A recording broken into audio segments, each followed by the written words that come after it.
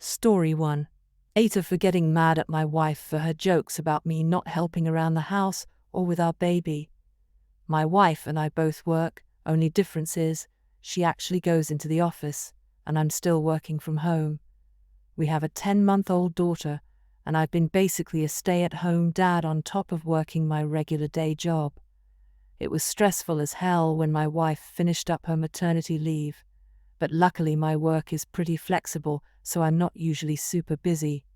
Most of the day, I'm replying to emails on my phone with my daughter in her carrier or taking conference calls while she's napping. I also do the cleaning around the house because I'm a total neat freak, and order or cook dinner too if I have the time. Then in the evenings, my wife takes over so I have some leisure time. On Sunday, we went to have lunch at her sister's house. First time we've all seen each other in a while. They ask us how life's going with the new baby, and my wife starts jokes about the house being a mess when she gets home and her having to clean it up, because I've been too busy playing with our daughter all day to do it myself. When her sister's husband asked how I manage, I admitted it does get overwhelming sometimes, and my wife once again chimed in saying I call her constantly throughout the day over little things, like not being able to find our daughter's binky, or needing her help because daughter won't stop crying and I have no idea what to do. She also laughed about how every day when she gets home, she just prays I didn't burn the house down. I know it was all said in a light-hearted joking around way, but it really hurt my feelings. Everyone was chuckling except me, so my wife kissed my cheek, telling not to take it too seriously, and she appreciates that I put in the effort, so I straight up told her, well, I don't appreciate you acting like I'm useless when I'm the one at home taking care of her all day and cleaning the house.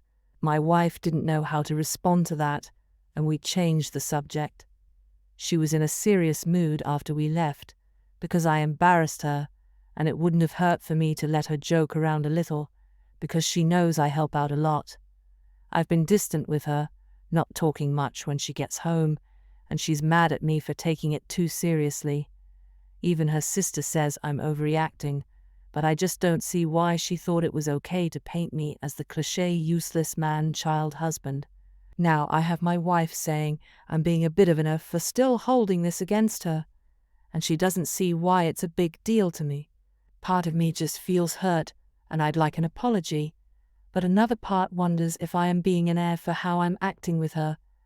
Now for the top comments, not the whole. Put it this way, if the situation was flipped, and you were the salaryman and your wife was a stay-at-home mom, how would those comments go down in front of her family? Would they still find it funny that you're implying that the mother of your child was useless at home? If it's not funny in reverse, it's not funny. She needs to apologize for undermining you, then you guys can move forward. He's not even a stay-at-home parent. He is a work-from-home parent who juggles working with caring for the kid, which is 2 full-time jobs worked simultaneously, and he cleans.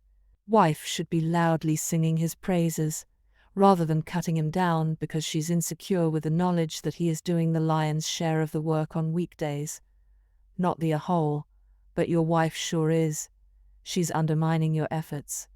You're doing your best, man, and it's only a joke if it's funny to both parties. Otherwise, it's just being mean.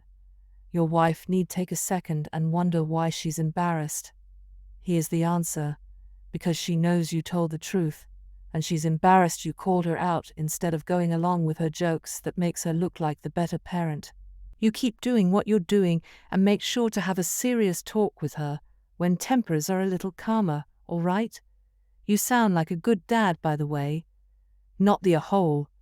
She doesn't see why it's a big deal to me. That's because she has no idea of how much you do during your work hours. Not playing with the kid hours, or cleaning hours, or cooking hours, work hours. You're amazing for being able to juggle work in there, but she shouldn't joke about it. She was belittling you and your hard work. That isn't a joke. And then to act like you embarrassed her, after all the times she embarrassed you. Piff. Not the whole. She probably feels guilty and insecure about being a working mum, and you being the primary caretaker, Because hello, she is a woman and lives in a society that expects things to be the other way around. She is in a hole for taking it out on you, and needs to take responsibility for her actions and apologize to you. You two need to sit down and discuss things, and you are indeed owed an apology. Story 2. AITA for not telling my daughter's mother her secret words. Cast: me, male 36, my daughter Clara, female 12, my ex-wife Sarah, female 37. Few backstory details: Sarah and I got married when Clara was born, and separated when she was 6 years old. Clara spends her time 50-50 between us with 2-week splits. We both live in the same city, so her friends and schooling are consistent, and not constantly switching back and forth. The event in question. This all started when I read The Hobbit by J.R.R. Tolkien to Clara 2 years ago. We talked about how he was a linguist, and had actually created several languages from scratch for the story. This captured my daughter's imagination.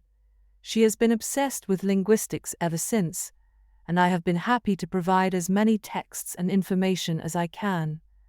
Almost all of it is for higher-level students, but I do my best to help her understand it. I am definitely not a linguist, and she definitely knows more than me at this point.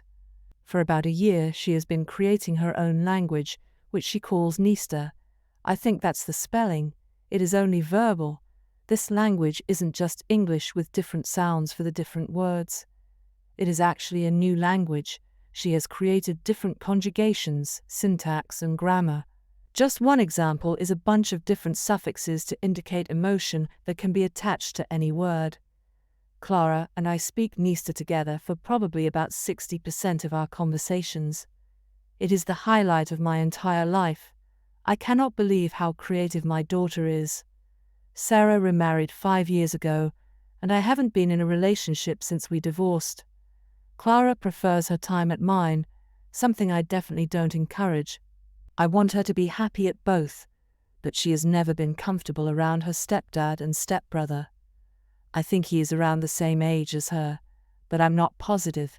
I knew that Clara had never taught Sarah any Nista, which I was selfishly kinda happy about. I loved having this language that only me, my daughter, and her friends shared. However, when Sarah dropped Claire off this week, she informed me that she hadn't spoken anything, but that gobbledygook for the entire 2 weeks she was with her. Sarah then demanded that I teach her the secret words. I refused and explained that if Sarah wanted her to know any Nist, I stressed its name because Sarah kept disparaging it, she would have taught her it. I then closed the door in her face.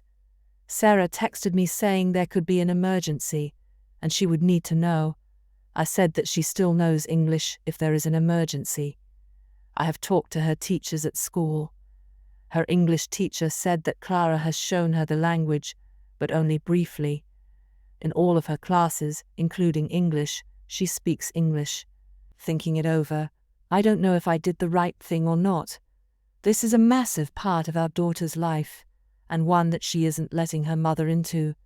She has told me that she wants to go to college for linguistics, so this isn't anything temporary. So Reddit, am I the a-hole? No a-holes here. Here's the thing.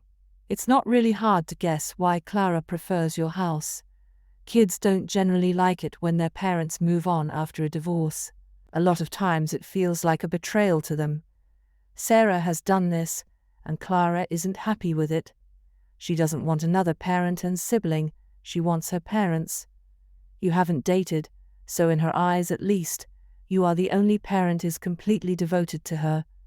I know it bothers you that Sarah seems so unsupportive of Clara's language, but to you it's a purely happy thing, an example of your child's brilliance and creativity. For Sarah, it's a constant reminder that Clara prefers you, and that she is being excluded from a big part of her child's life.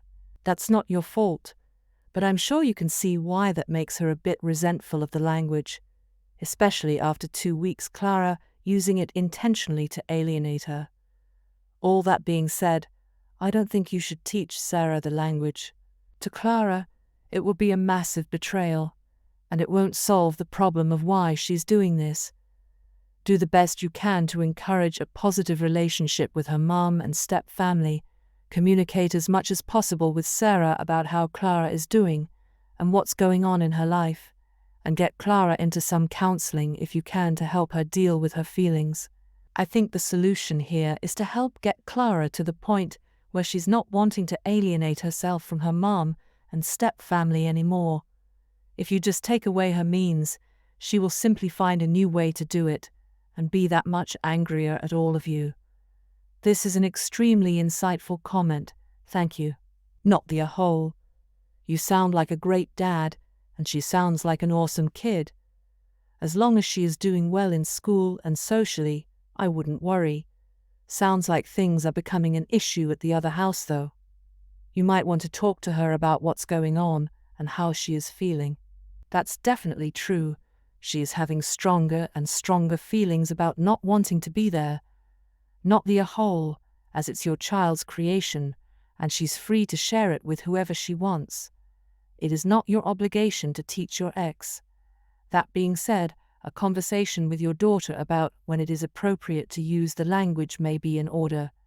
Refusing to talk to her mother in English is not a good thing, and at 12 she's old enough to realize what she is doing. Yeah, she definitely knew what she was doing. She told me that she wanted to make them feel how she feels around them. Story 3. AITA for not sharing son's investment account with daughter. Hey all, my son was born in 2000, and I shortly afterwards opened up an investment account with the intentions of handing it off to him after he graduated college to give him a head start in life. Wife loved the idea. I put in $10,000 initially and started adding $100 monthly, and the account sits at over $60,000 today. A majority of it was just put into mutual funds, and some months I'd take the $100 and toss it into riskier stocks that didn't really pan out. Yes, I learned my lesson that if you're not making this a career, just toss it into funds. When our daughter was born 2 years later, I started up an account for her as well. About a year in, wife and I got drunk with friends and the topic of investing came up. Wife said something silly along the lines of anybody can invest, and it became a lengthy discussion at the beach with all our friends chiming in. In the end, wanted to take over daughter's investment account and manage it to show me how easy investing was. We discussed it at length over the following weeks, and she dug her heels in, so I relented and gave her control. Long story short, that account sits at just over $16,000 for 2 reasons. Because she picked bad individual stocks instead of funds, and she wasn't adding to the account at the start of the month. Well, we had a blowout fight about a week ago after I mentioned to our son that he was going to inherit a bunch of money once he graduates this spring. Naturally, our daughter wanted to know if and how much she was going to receive. I mentioned that of course I'd done the same for her, but she'd have to ask Mum as I wasn't about to be the one to set that ticking time bomb off. After wife showed the numbers, the meltdown happened, and then she told our daughter we'd just combine the accounts and split them equally. At this point, I flipped a lid and explained we'd definitely not do that because in her everybody can invest BS, she'd insulted how difficult investing was and needed to deal with the ramifications of poor choices in investing. We've not had a meaningful discussion since, we've been cold to one another since, and our daughter is mad at us for the significantly smaller account she stands to inherit. Am I the a-hole? Edit, my wife had full control of the accounts. I would ask her how it's going, and she was telling me the account was doing well. I trusted her, so I did not ask to log into the account to see for myself. My son's account had $14,700 in it at the time of the challenge. My daughter's account had roughly $11,000 in it. I'm halfway tempted just to give them each $15,000 and take the rest and buy myself a new truck, seeing as how I become the bad guy. There, they get the same amount and I reward myself for successful investing. Probably the only happy person in this equation then, but I'm mind blown at all the attacks. Since most of you say I should just split the 2 accounts in half, I've decided on a fair solution. I will split the money with both kids, but I will give them all the statements from both accounts and show them that the $37,000 each they're getting could have been about $60,000 each if not for their mother's poor investment choices. It's their money, they have a right to know what happened to it. Now for the top comments. Everyone sucks here. What is wrong with you?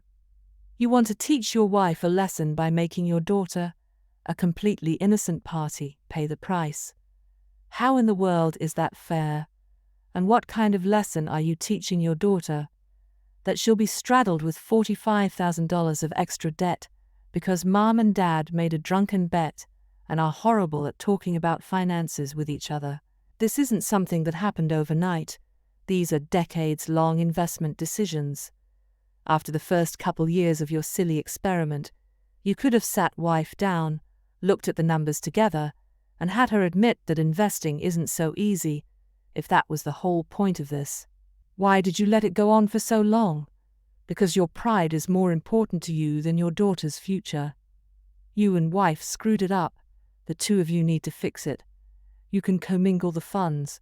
You can make wife take out a loan to replenish the difference, and she can pay that loan back slowly by herself. Figure something out. But it is not fair to make daughter pay the price of your stupid mistake. Edit. I'm tempted to change my vote to you're the a-hole after reading Op's edits. Apparently his pride simply will not allow him to grasp why he would possibly be at fault, and still trying to dump 100% of the blame on his wife. OP, in case it wasn't clear, your wife is in a hole for her horrible investment choices and not contributing to the fund.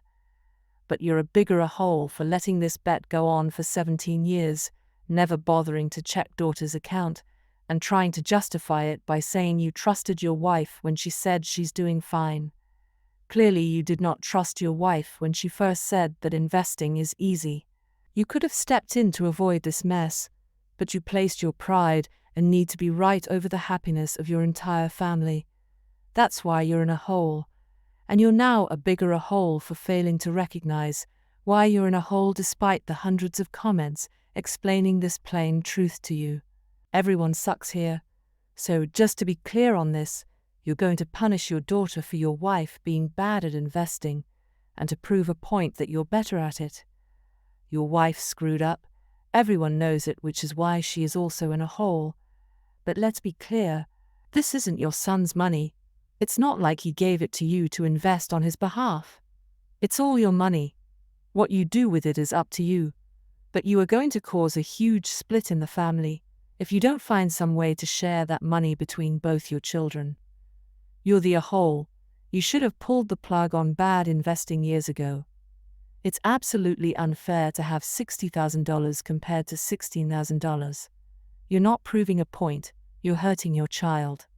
Added to add, the fact that you let this go on for 17 years is absolutely insane. And your third edit is exactly why this is a you're the a-hole. You still suck more than your wife, and you're still putting yourself above your kids. Story 4. AITA for telling my parents they can speak about what made me happier. My parents are divorced. They divorced when I, 15 female, was 6. Both of them are married again to other people, and I have 2 huge blended families on either side. My mom has 3 more kids and 7 step-kids, while my dad has 4 more kids and 2 step-kids, and is raising his wife's 2 nieces. I also have a brother who was 8 when our parents divorced.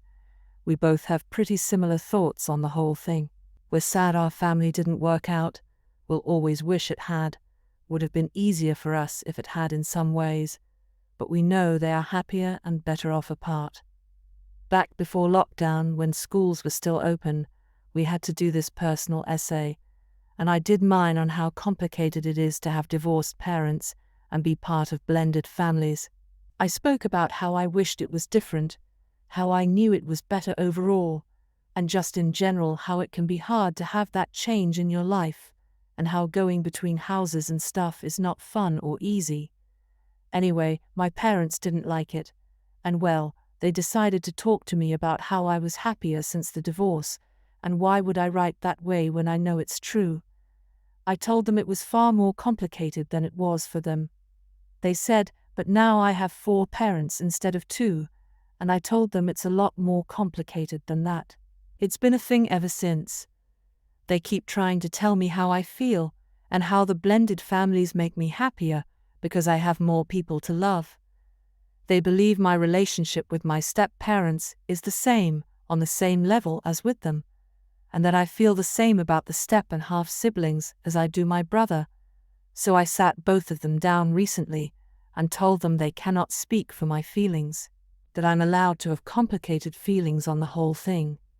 I'm allowed to miss my original family unit when things were simple and I didn't have to move between 2 houses and 2 families. I told them they're my parents, but they're not the people who dictate my emotions, and they would push me away if they kept that crap up. They're pissed for how I handled their conversation, saying I was threatening them with estrangement and basically dismissing the fact they are my parents and get to make decisions that they know is right for me. I told them it was very different, that I didn't say they shouldn't have divorced, but they cannot say how I feel about it. Things are weird now, and I'm wondering if I did go too far. AITA, not the whole. You handled it well with maturity. Thank you for saying that. You are entitled to your feelings. They belong to you and no one else, and your parents cannot dictate how you feel. That's basically what you told them because it's true. They need to accept that and move on. My husband did a similar thing when we got married. Anytime I talked about my feelings, he told me don't say that. One day I got fed up and told him I am entitled to feel my feelings, and by him telling me not to say whatever, is him invalidating my very real feelings. Fortunately, my husband is a smart man and hasn't said anything that's stupid to me since. You keep pointing out that your feelings are, 1, valid, and 2, yours, and let your parents stew in their own opinions. You are 110% not the whole here. Keep being logical and respectful whenever your parents bring up this topic, and eventually they'll see the light, or you'll turn 18 and you can go on your merry way. Good luck. Not the whole. Kinda sounds like your parents are feeling guilty about how their divorce impacted you, but instead of dealing with their own emotions, they decided to change yours, which they can actually do. They feel attacked by what you said instead of seeing it as a simple statement of facts. Your parents are showing why they couldn't make their marriage work. You're really mature and have an amazing grasp of the reality of casual divorce, and you're not in a hole. Casual divorce.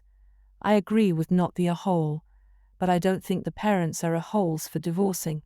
I don't think it's fair to criticize them for that, especially with not much to go on beyond them being holes to op and op thinking they're happier and better off apart. I'm not sure if you think they divorced too casually, or I'm reading more into your phrasing than was intended. They said, but now I have 4 parents instead of 2. I don't know, 20 kids between 4 parents versus 2 kids between 2 parents, seems like you have less numerically. Yep, less quality time, less space and less room to breathe honestly.